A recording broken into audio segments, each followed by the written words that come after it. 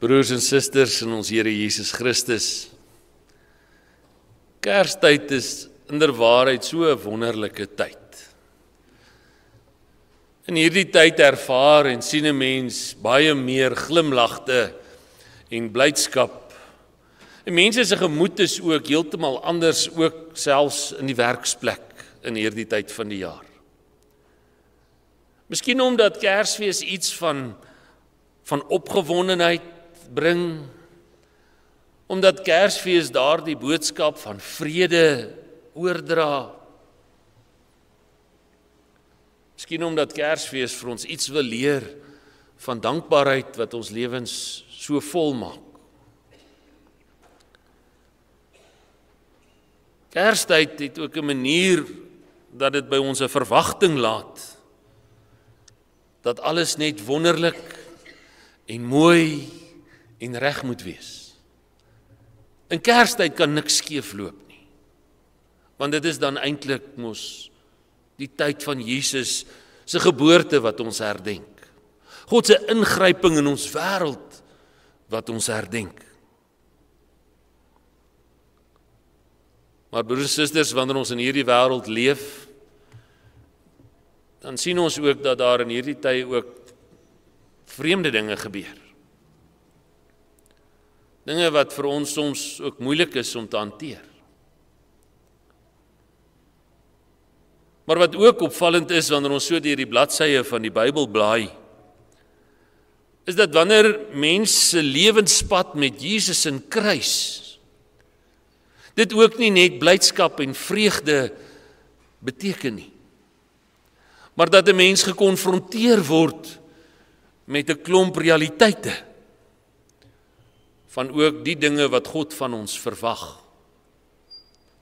Dit wat Jesus ons kom leer het en dit wat hy uitgeleef het.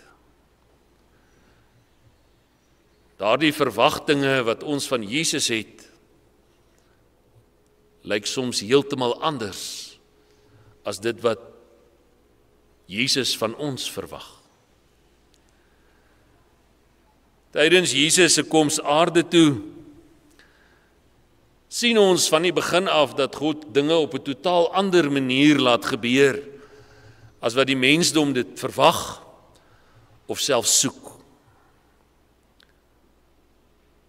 God kom, God self kom, en hy openbaar homself in 'n mens. Hy kom neem die gestalte van 'n mens aan in Jesus Christus. En sy manier van doen en wat hy leer, is ook nie wat die mense gewoond was nie. Of dit wat hulle gehoop het nou moet plaasvind nie. En van die dinge wat Jesus aan sy disippels gesê het, het hulle so dikwels met 'n gevoel gelaat van, dis darm nou te veel. Dit is nou heeltemal te erg. Dit kan mos nie so gebeur nie. Maar broers en susters, wanneer ons so deur die bladsye van veral die evangelie van Johannes blaai, lees ons in die voorafgaande hoofstukke oor optredes van Jesus. Ons lees dat hy die tempel reinig. Mense wat met goeie bedoelings daar is om net duwe en offerdiere te verkoop, sodat die mense wat hulle sondes kom boet iets het en kan kry om hulle sondes mee te bely. Maar Jesus gooi die tafels om en hy sê dit word nie toegelaat nie. En dan dink 'n mens, maar dis bietjie erg. Hoekom dit? Maar die bedoeling agter daardie mense se verkoop van hierdie diere is om hulle self te verryk. Om God se sondeoffers vir hulle self tot voordeel te benut. En die geld wat hulle maak, nie aan te wend tot die eer en die verkondiging van God se boodskap en die opbou van sy koninkryk nie, maar net vir hulle eie gewin. Blaai ons om, dan lees ons die verhaal van Nikodemus. Nikodemus wat wonder, oor wat moet ek doen om in die koninkryk van God te kan ingaan?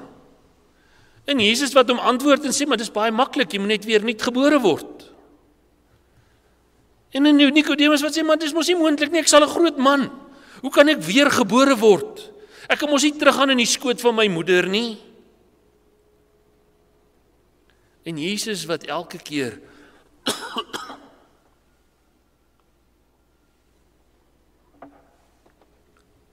hulle moet begelei op 'n pad om dinge anders te verstaan.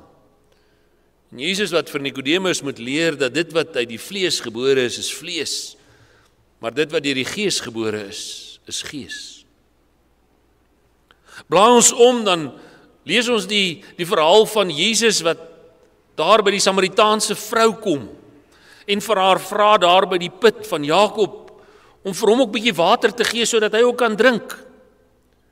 En sy wat verwonderd na hierdie man staan en kyk en vir hom vra, maar hoe vra jy vir my? Nie net 'n vrou nie, maar 'n Samaritaanse vrou water om te drink? Mans praat nie eers met vreemde vroue nie, wat nog van 'n Samaritaanse vrou? Dis ongehoord. Jesus wat vir haar sê, die water wat ek jou gee is lewende water. En as jy daarvan gedrink het, sal jy nooit weer dors kry nie. En om haar slegte reputasie te probeer wegsteek, sê sy vir my, gee vir my van daai water. En Jesus antwoord daar en sê, gaan roep jou man. Sy sê nie, maar ek het nie 'n man nie. Hy sê, jy's reg. Jy het al reeds 4 gehad en een wat jy nou het is ook nie jou man nie. Jy is op 'n vreemde tyd hier, omdat jy nie saam met die ander vroue kom water haal nie. Jy is hier, omdat jy iets soek, wat jy op 'n ander manier kan vind nie. Maar ek is hier om vir jou iets anders te gee, as wat jy verwag. Ek wil vir jou water gee, wat lewe gee. Ek wil hê jy moet in die geloof gaan leef. En as ons nog weer omblaai, dan lees ons van genesings wat Jesus op die Sabbatdag doen, wat indruis teen die hele Joodse tradisies. Jy mag nie op die Sabbatdag sulke dinge doen nie. Dis teen die wet van Moses. En dan in hoofstuk 6 vertel Jesus vir hierdie massa volgelinge, hierdie disipels is mense wat Jesus gevolg het, dat hy die brood is wat uit die hemel uitkom. En dat elkeen wat van hom eet, daarvan sal lewe. En dan dink hulle weer eens by hulle self, maar nee, dis nou regtig te erg. Hoe kan jy van iemand eet? Want hulle dink weer fisies en van sy bloed drink. In vers 54. En dink dis normaal en dit is reg. Dit kan mos nie so wees nie. Nee, dis te erg. En dan draai die mense om en hulle begin wegloop, die een na die ander, want nou het hulle genoeg gehad van dit wat hierdie man te sê het. En toe Jesus begin agterkom dat die mense wat oorgebly het, en spesifiek die 12 disippels wat hy uitgekies het, dat hulle mor en dat hulle binnemonds praat, begin hy met hulle daaroor gesprek voer. Maar hy versag nie sy boodskap om hulle nou tegemoet te kom nie. Hy praat met hulle reguit. En toe die volgelinge begin verstaan wat die betekenis van Jesus se koms na die aarde toe is, en wat dit beteken om jou lewenstyl te verander, te midde van die wêreldse ellende, is daar nog steeds van hulle wat wegdraai, wat na ander kant toe wil kyk. Hoekom doen hulle dit, broers en susters? Omdat hulle verwagting anders was. Hulle het hierdie Messias verwagting gehad, hierdie roemryke, magtige koning, hierdie heerser, hierdie ou wat die scepter gaan swaai, en alles gaan net in vrede en rustigheid verander. Daar gaan nie meer kwaad wees nie, net blydskap en oorvloed. Hulle verwagtinge was selfgesentreerd. Dit moet wees soos wat ek dit wil hê en soos wat ek dit moet sien moet gebeur. Hulle ideale moet verwesenlik word. Nie God se bedoeling agter dit nie.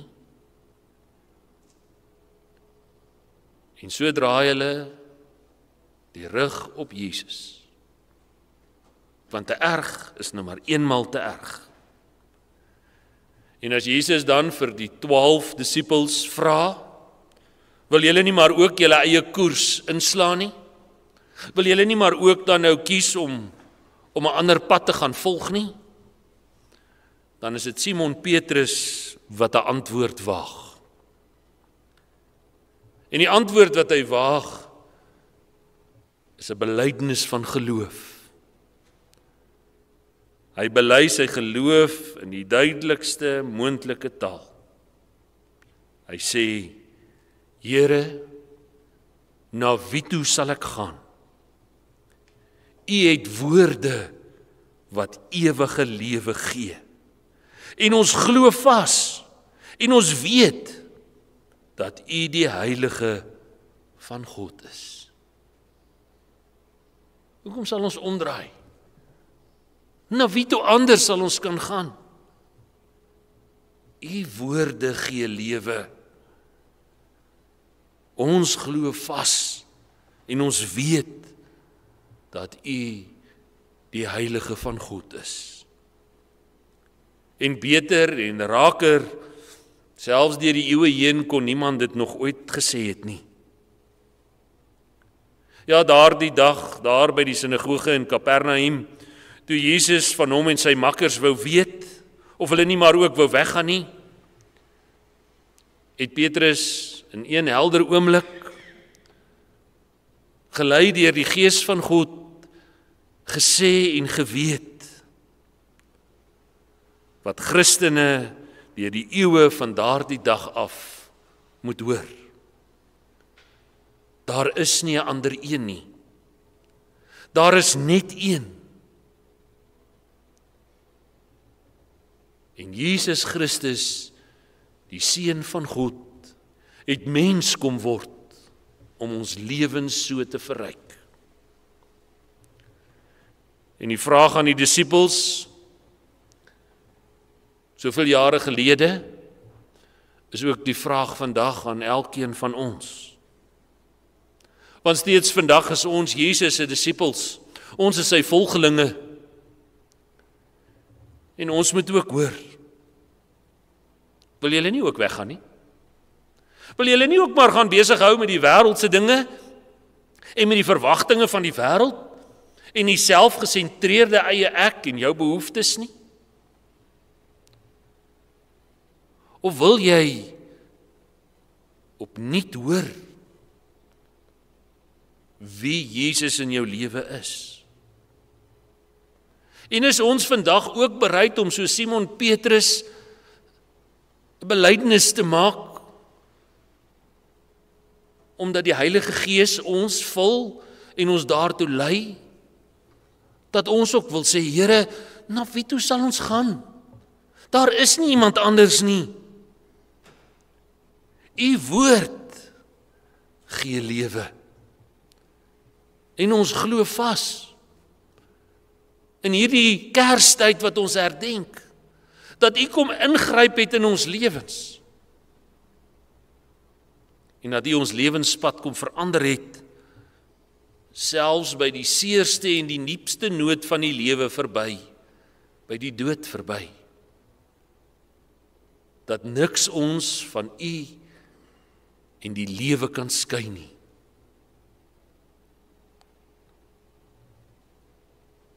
Geliefdes, ons moet so versigtig wees dat ons maklik gelowiges is. Maar wanneer dit kom by die belydenis van ons geloof, die uitleef daarvan, dan dink ons, ag, ek gaan dit nog net een keer doen. Of ek soek bietjie iets lekkers wat dit beter maak vir my. Of dalk gaan dit nou maar doen, want dit is seker nie so erg nie. As jy daaroor twyfel, of daaroor binnemonds wil mompel, of dit wil oordink, of dit reg of verkeerd is, stop eerder daarmee. En dien God, volg hom na. Jesus se woorde, Jesus se eie optredes, en baie belangrik, Jesus se opdragte, dit is wat ons moet gaan gehoorsaam. Raak dit jou? Of leef jy maar net daarby verby? Of wil jy eerder sommer net wegdraai en jou eie rigting inslaan? God se ingryping in ons wêreld en sy planne met ons, ook sy lyding wat hy op hierdie aarde moes lei, en die voorbeeld wat hy geleef het, pas dit in jou wêreld? Pas dit in jou persoonlike lewe in? As dit nie pas nie, wil jy maar eintlik net omdraai. Christen wees is nie 'n gerief nie. Is nie 'n gemaksone waarin jy jouself kan bevind nie. Kersfees kan nie net gaan oor bederf en oor lekker nie. Kersfees en Christen wees gaan oor 'n belydenis wat geleef moet word. 'n Besef van God se ingrype in Jesus Christus ons Here. Gaan oor 'n belydenis soos wat Petrus gemaak het. Here, na wie toe sal ek gaan? U woord gee die ewige lewe. En ons glo vas, en ons weet, dat u koms en u verheerliking opvaar na die hemel, vir ons die lewe kom gee het. Onskuldiglik, om die straf van die mens te dra, het Jesus mens kom word op hierdie aarde. En so het die verhaal van Jesus Christus die wêreld ingekom, hoop gebring, mense tot ander insigte gelei. Maar ongelukkig so baie leef daarby verby. In hierdie Kerstyd, waar ons Christusfees vier, Christus, die een wat gekom het, herdenk as God se ingrype in ons lewens. Kom ons gaan leef God se opdragte in gehoorsaamheid uit. Kom ons vul ons harte met dankbaarheid vir dit wat hy vir ons gee en doen, ver bo wat ons verdien. Kom ons leef in opgewondenheid na daardie dag wanneer ons hom ook in sy volle heerlikheid sal ontmoet en vir ewig by hom sal kan wees, om vir ewig te kan lewe. Kom ons vier Kersfees as 'n Christusfees. Amen. Kom ons bid saam.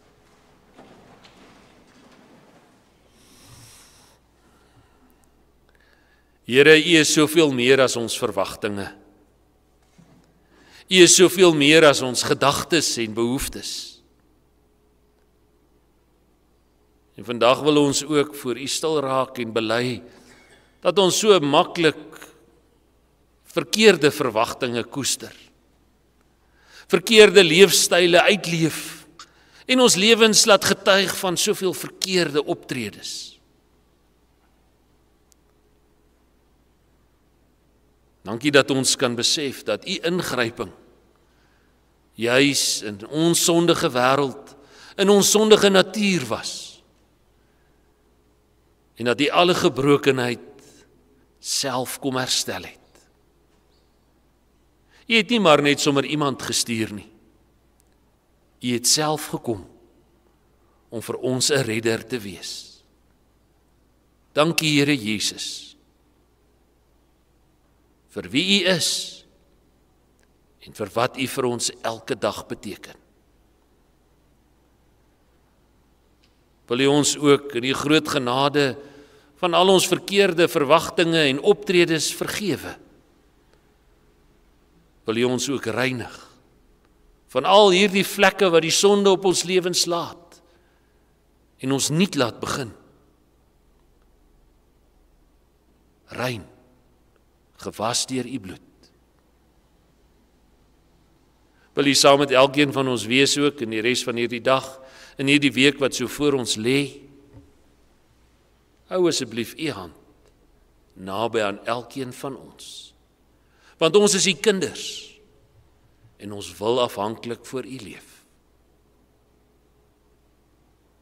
Ons wil en ons kan nêrens anders gaan nie. Want U is waarlik die lewende God. In Jesus se naam bid ons en vra ons dit alles.